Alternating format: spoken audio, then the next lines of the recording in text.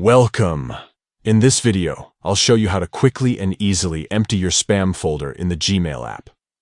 If your inbox feels cluttered or you're getting too many unwanted emails, this simple process will help you clear things out in just a few taps. Let's get started.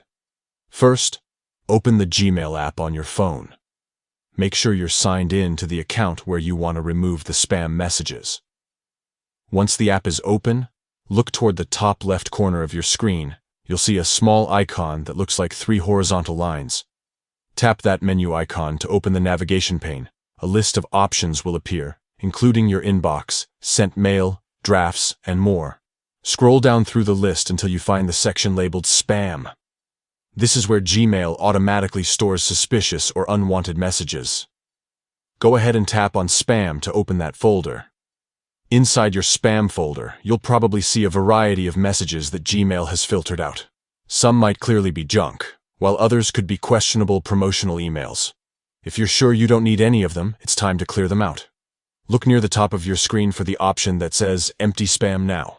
Tap it once, and Gmail will ask for confirmation to delete all the spam messages permanently.